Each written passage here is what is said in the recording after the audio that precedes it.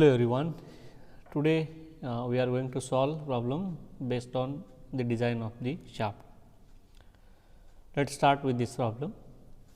So, the first that a shaft is supported by two bearings which are placed at 1 meter apart.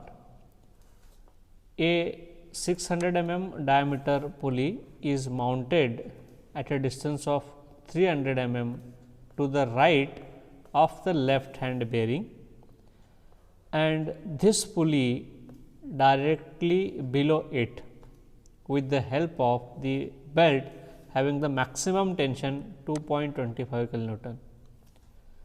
Another pulley of 400 mm diameter is placed 200 mm to the left of the right hand bearing and is driven with the help of the electric motor and belt, which is placed horizontally to the right. The angle of contact for both the pulley is 180 degree and mu, that is the coefficient of friction, it is 0.24. Here you have to determine the suitable diameter for the solid shaft, right, and the allowable working stress of 63 megapascal, that is in the tension, and 42 megapascal, that is in the shear for the material of the shaft. Here assume that the torque on the one pulley is equal to that the another pulley, right. So, this is the figure, right. So, here bearing A and the bearing B, here pulley C and pulley D. So, diameter of the pulley C have they have given, it is 0.6 meter, which is 300 mm from this pulley A towards the right hand side.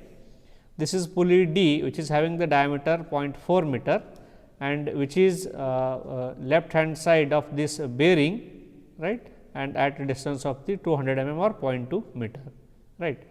So, and the load acting on the pulley C, it is in the downward direction here, that is T1 is the tension on the tight side, T2 is the tension on the slack side on pulley C. T3 and T4 are the T3 tension on the tight side and T4 tension on the slack side, that is on pulley D, which is acting horizontally. So, this is the first given problem. So, now what we will do, we will first write the given data, right. So, what they have given the distance from this A to B, that is the distance between the two bearing, it is the 1 meter and we will convert into the mm, that is the 1000 mm. Then diameter of the pulley C. So, here the pulley C it is there, it is a diameter the 0.6 meter and we will convert into the mm, that is the 600 mm, and again we will convert into the radius of this the pulley, that will become the 300 mm. Then A to C distance. So, from this bearing A to the pulley C distance, that is the 0.3 meter and we will convert into the mm, that is the 300 mm. Tension on tight side on this pulley C, it is given 2.25 kilonewton and we will convert into the Newton, that is 2250 Newton. Then diameter of the pulley D, its diameter it is 0.4 meter, therefore, in the mm 400 mm and the radius of the pulley D it is the 200 mm. Then B to D distance, that is from bearing B to the pulley D distance, it is 0.2 meter and that will convert into the mm, that is the 200 mm. Then the angle of contact they have given between the pulley and the belt, it is theta, that angle of contact it is 180 degree they have given, and the coefficient of friction, that is 0.24. Then the sigma B they have given 63 megapascal and the shear stress they have given 42 megapascal and that is equal to the 63 Newton per mm square, and again this shear stress, that is 42 Newton per mm square. So, this is the first given data. Now, we will try to solve the problem, right. Let the first T1 is the tension in the tight side of the pulley, right, and it is given 2250 Newton, and T2, that is the tension in the slack side of the pulley, and we know that the ratio of the tension on tight side and the slack side, the equation we are knowing, that is T1 upon T2 is equal to e raised to mu theta, where mu is the coefficient of friction and the theta is the angle of contact. Now, from this we will try to find out the tension T 2, because we are knowing the tension T 1 mu and the theta, that we will try to put these value. Okay. So, T 1 upon T 2 is equal to e raised to mu value they have gone 0.25 and theta it is 180 degree, that is the pi. So, therefore, we will get T 1 upon T 2 is equal to 2.127, and as we are knowing the value of the T 1, we will put the value of T 1 here and T 2 will take towards right hand side. So, therefore, we will get the tension on the slack side of this pulley C, that is T 2 is equal to 1058 Newton, right. Now, we have to find out what is the vertical load acting on the shaft at C. Now, see, this is the bigger diameter having, that is the pulley C, right. So, as they have given the T 1 and from that we calculated the T 2, and these two are acting in the downward direction, that is in the vertical direction, right. So, the total load acting in the downward direction, that we have to find out. So, total load acting in the downward direction, that we can write it as a W, and as it is acting on the pulley C. So, here we will write the C. So, load acting on pulley C in the downward direction means these two are acting in downward direction. So, we have to add. So, T 1 plus T 2. So, we will put the value here, load on pulley C in the downward direction is equal to T 1 we given 2250 and T 2 we calculated 1058 Newton. So, the overall load acting in the downward direction on the pulley C, it is 3308 Newton. And the vertical load acting at D, right. So, on pulley it is in the downward direction, and on pulley D it is acting in the horizontal direction. On pulley D in the downward direction, the load it is 0, okay, because the load acting on C only it is in the downward, right. There is no downward load acting at pulley D. So, therefore, here we are writing it as a 0. Now, here we will try to draw the load diagram, right. So, as the point A and point B, these are the bearing position, and the downward load on pulley C, right. So, just now we calculated that, we will write 3308, and the downward direction load at on pulley D, it is 0, right. So, here it is the 0. So, this is what the vertical load diagram that we will get. Okay. Now, we know that the torque acting on the pulley C, right. So, how to find out the torque acting on the pulley? We know the equation, that is the torque acting on the pulley is equal to T 1 minus T 2 into the radius of that pulley. T 1 is the what? Tension on tight side, and T 2 is the tension on slack side, right. So, T 1 minus T 2 into the radius. So, we will put this value T 1 2250 minus T 2 1058 and the radius of the pulley C. So, diameter it is 600 mm. So, radius it is 300 mm. So, we will put here and we get the torque acting on pulley C, it is 357.6 into 10 raised to 3 Newton mm, right. So, this is what we found out, the what is the torque acting on the pulley C. Now, we will move to the next, that is on the pulley D, and here we have to find out what is the tension acting on pulley D, that is in the horizontal direction T 3 and T 4. So, here T 3 is what? Tension in tight side of the belt on pulley D, and T 4 is the what? Tension in the slack side of the belt on the pulley D. As they have given in the problem only that the torque acting on the both the pulley, it is the same, right. So, we will write here what it is. So, the torque is equal to, here you can write T 1 minus T 2 into radius of the pulley C, and that is equal to T 3 minus T 4 into radius of the D. So, the torque acting these two are the same one. So, therefore, we will take here. So, T 3 minus T 4 into radius of the pulley D, that should be equal to the torque which is acting on the pulley C. So, already we calculated that value. So, we will try to put here. Okay. So, from this we can try to find out the values of T 3 and T 4. Okay. So, now when we rearrange this, we will get an equation, right, in terms of T 3 and T 4. T 3 minus T 4 is equal to 1788 Newton. So, this is one equation we will get, and here are the two unknown, this one equation it is not possible. So, again we have to take the another equation, Now, we know that the ratio of the tide side to the slack side is equal to e raised to mu theta. So, which already we have taken the T 1 upon T 2. The same ratio will be in case of the pulley D.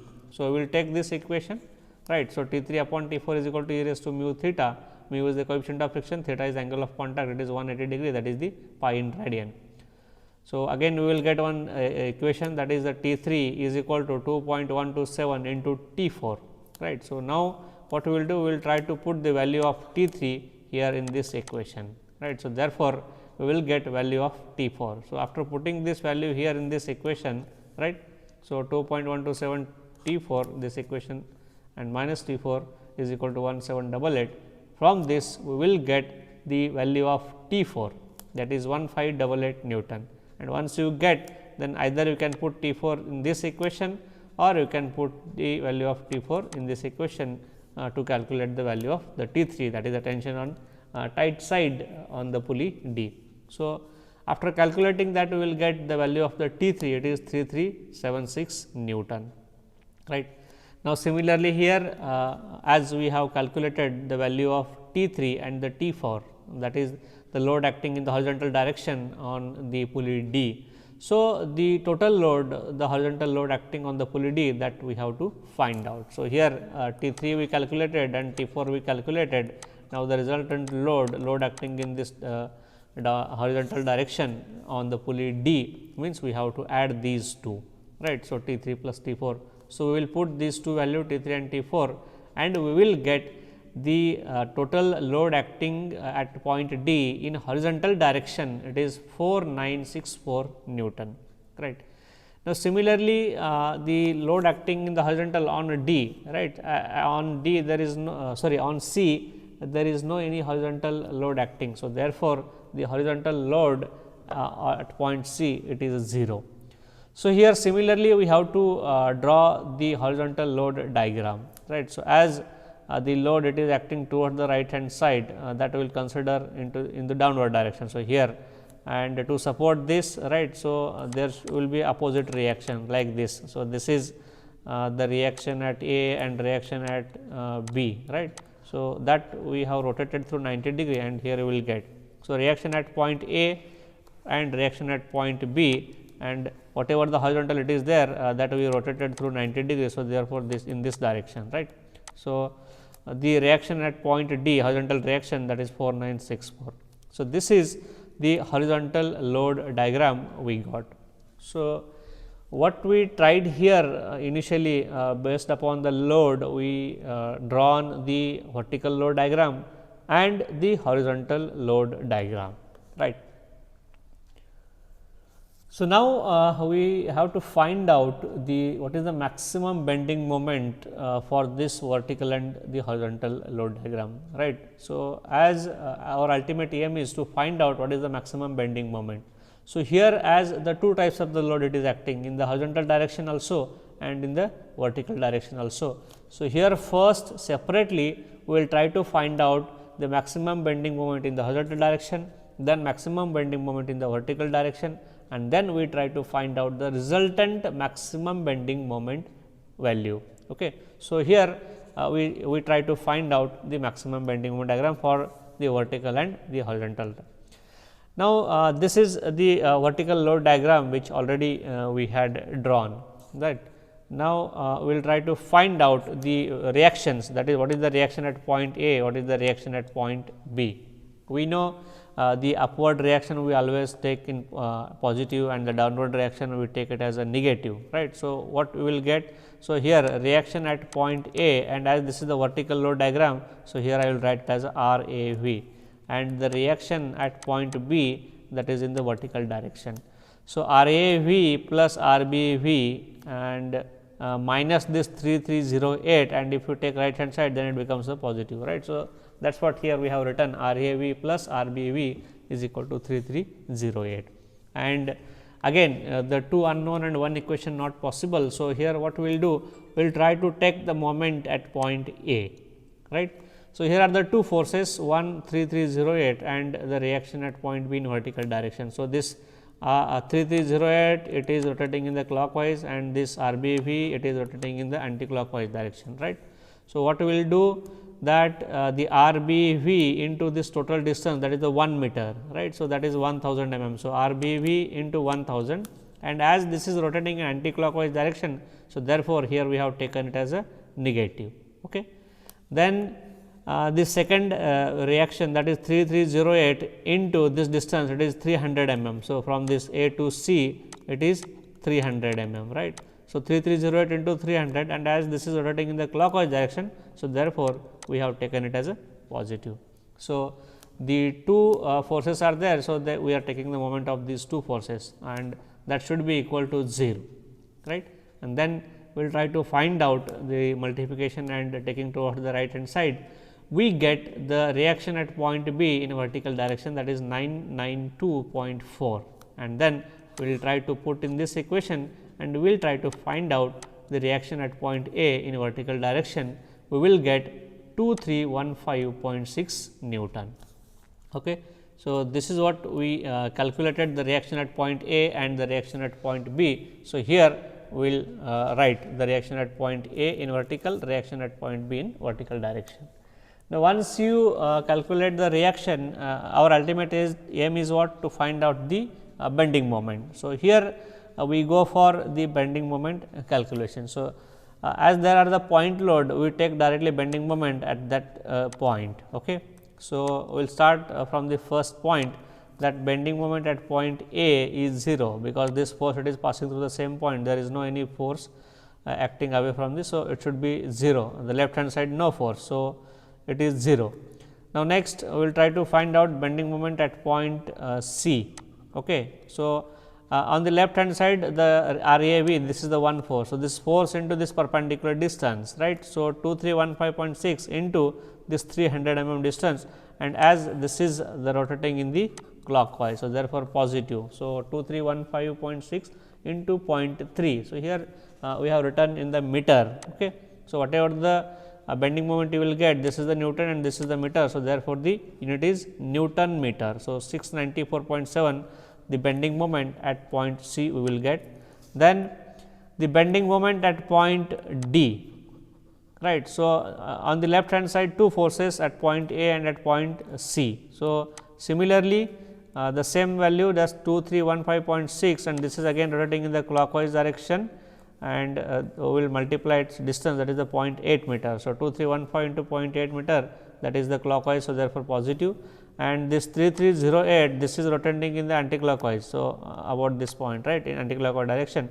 So, 3308 into this is the 0.5 meter, and that is anticlockwise. So, therefore, here we have taken it as a negative. So, after calculating this, we will get the bending moment at point D, it is 198.5 Newton meter, and at the lastly the bending moment at point B, it should be equal to 0. Now, based on that, we will try to draw the bending moment. So, that A to B, this is the baseline, right, and then we write the bending moment at point A, it is 0. Then bending moment at point C, it is 694.7. So, here I will write the positive value, that is upward direction. Then bending moment at point D, it is again the positive 198. So, here I will mark the point, and then bending moment at point B, it is 0. Okay. So, as there is the no load in between A to C. So, in shear force diagram we draw it the horizontal line, and in the bending moment diagram we get the inclined line. So, therefore, this is the inclined line we get. Similarly, from C to D inclined, and this D to B, that is the inclined. So, in this way we try to find out the bending moment. Now, from this diagram, what is that vertical load diagram, we say that the 694, this is having the maximum bending moment for the vertical load diagram. Similarly, we have to find out the horizontal bending moment, right. So, for horizontal load diagram. Okay. Now, considering the horizontal loading, right. So, this already we had drawn. Now, here at point A and at point B, this is the reaction at point A, H it stands for the horizontal. So, reaction at point B in the horizontal direction. So, similarly, we have to find out the RAH and the RBH, and then we go for the bending moment diagram. Now, so these two are in upward direction, therefore positive, and this is in the downward direction, so therefore it is the negative, right. So, here what you will get, see here R A H plus R B H minus 4964, it should be equal to 0. So, this I will take toward the right hand side, therefore, it becomes the positive. Okay. So, the same thing here directly I have written. So, R A H plus R B H is equal to 4964. Now, again the same the one equation 2 unknown not possible. So, what we will do, we will try to take the moment at this the point A. So, the two forces, that is 4964 and R B H. So, this is rotating in the clockwise, therefore, positive, and this is rotating in the anti-clockwise, therefore, the negative. So, 4964 into this 800, that is the positive, and then R B H into 1000, and that is in the anti-clockwise. So, therefore, it is the negative. So, after solving this equation, we will get the value of R B H, that is 3971, and we will try to put the value of R B H here, and we will get the value of R A H, that is the reaction at point B in horizontal direction and reaction at point A in the horizontal direction, right. So, here what we did, first we tried to find out the reaction at point A and reaction at point B. Now, once you calculate the reaction, then next we have to draw the bending moment diagram. So, for that first we will calculate the bending moment at the each point.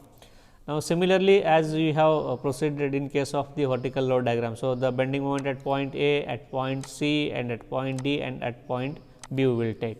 So, starting with the point A, right. So, the bending moment at point A is 0, because no any force towards the left hand sides, right. Then next the bending moment at point C, there is one force, that is R A H towards the left hand side. So, the R A H into this 300 or 0.3 meter, right, and that is rotating in the clockwise direction. So, therefore, we will take it as a positive. So, here the 993 into 0.3, that is we have taken the meter. So, the bending moment we will get to 97.9 Newton meter. Okay. So, next again we will take the bending moment at point D, right. So, there is again only one force at the left hand side. So, R A H into the 0.8 meter, right. So, here the R A H and the 0.8 meter. So, corresponding 794.4 Newton meter, and then at the last bending moment at point B, it should be equal to 0. So, again by taking this value, if we try to draw the bending moment diagram, so we will get this. So, the bending moment at point A is 0, at point C it is 297.9, and at point D it is 794.4 this value, and at point B is 0. So, in this way we get the bending moment diagram, because all the bending moments are positive. So, A B is the baseline. So, above the baseline the positive bending moment diagram we will get. So, here in case of this horizontal load diagram, so this is 794.4, this is the maximum bending moment.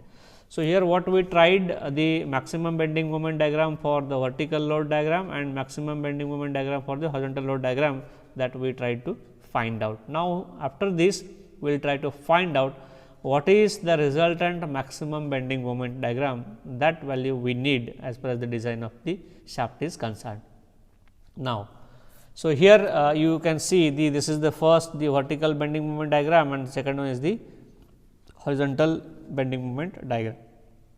Now, we need the resultant bending moment diagram. So, the resultant bending moment diagram at point C and the resultant bending moment diagram at point D. So, the first we start the resultant bending moment diagram at point C. Now, so if we want to calculate the bending moment value at point C is equal to the under root the bending moment at point C in vertical direction, it is a square, plus the bending moment at point C in horizontal direction. So, that is the vertical and the horizontal in both the directions. So, here the vertical it is 694 and for the horizontal it is 297.9. So, these two value we will try to put here, right. So, the same thing. So, the vertical and this is the horizontal, then we will get the resultant bending moment at point C. So, here the resultant bending moment at point C I will get 756 Newton meter. Similarly, we will try to find out the resultant bending moment diagram at point D. So, here. So, in vertical load diagram this is the bending moment, for the horizontal load diagram this is the bending moment. Okay. So, same thing, the resultant bending moment at point D is equal to bending moment at point D in vertical direction, it is square, plus bending moment at point D in horizontal direction, it is square, right. So, we will put, so for the vertical 198.5 and for the horizontal 794.2. So, these two value we put, and if we solve this, then we will get the bending moment value resultant at point D, it is 819.2 Newton meter. And after this, we will try to draw the resultant bending moment diagram. So, at point A it is 0 and at point B it is 0. At point C resultant we calculated, that is 756. So, here by marking that we will get, and at point D we got 819.2. So, here. So, this is the final, the resultant, the bending moment diagram we will get, right. So, by considering that horizontal load, considering the vertical load. Now, from this what is the maximum bending moment? Here this is the 819.2, this is the maximum bending moment value, and that we will take for the design point of view. Okay. So, the maximum bending moment we will get the 819.2 Newton meter, and we know that the equivalent twisting moment T equivalent is equal to bending moment square plus torque square, and we calculated the bending moment and the torque already. So, bending moment just now we calculated 819.2 and torque already we calculated 357.6 Newton meter, right.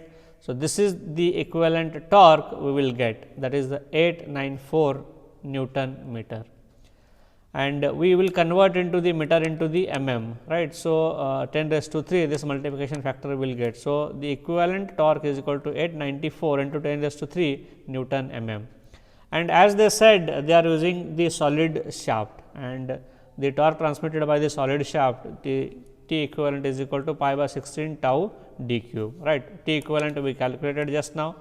We know the material property, that is the shear stress. So, from that we will try to find out the diameter, right. So, here the 894 into 10 raised to 3 this is the torque T equivalent, then pi by 16 the material property shear stress they have given it as a 42 and the diameter d cube, and only d is the unknown, and when we calculate then we will get the diameter of the shaft is equal to 47.6 mm.